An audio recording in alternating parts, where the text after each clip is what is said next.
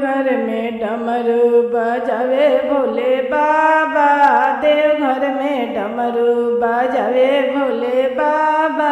डमरू शब्द सुनी विष्णु जी अइले, डमरू शब्द सुनी ब्रह्मा जी अइले। संगवा में नाचे नारद बाबा, संगवा में नाचे नारद बाबा। देवघर में डमरू बजावे भोले बाबा, देवघर में डमरू बजावे भोले बाबा।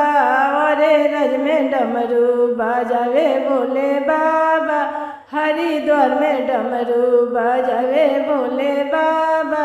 डमरू शब्द सुनी राम जी अइनी, डमरू शब्द सुनी लक्ष्मण जी अइनी, डमरू शब्द सुनी लक्ष्मण जी अइनी। संगवा में अली सीता मैया, संगवा में अली सीता मैया।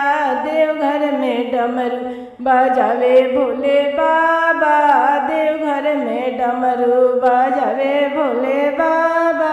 डमरू शब्द सुनी नाचे कंवरिया, डमरू शब्द सुनी नाचे कंवरिया।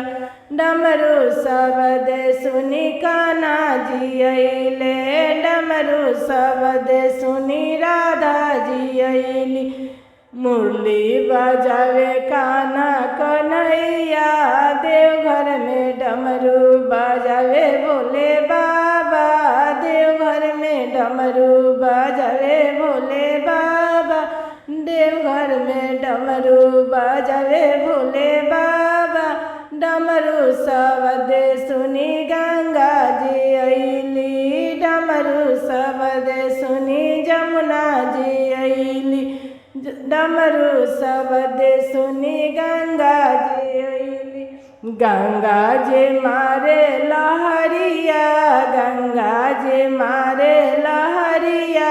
देवघर में डमरू बजावे भोले बाबा, देवघर में डमरू बजावे भोले बाबा। डमरू शब्द सुनी बिछुआ जी अइले, डमरू शब्द सुनी नगवा जी अइले।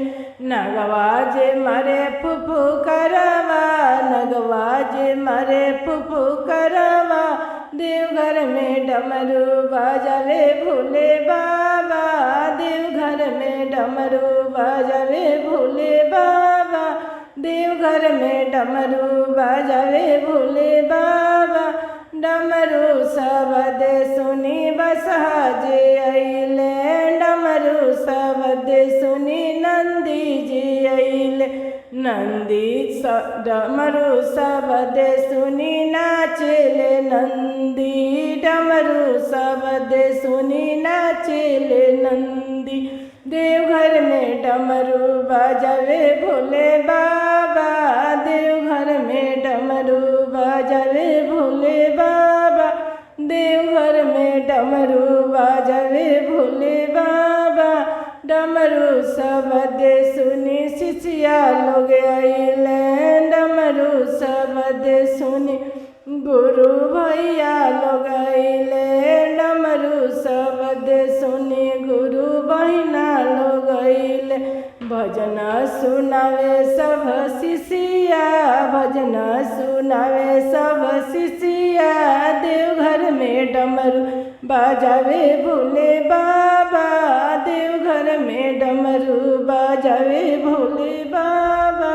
देवघर में डमरू बजावे भोले बाबा।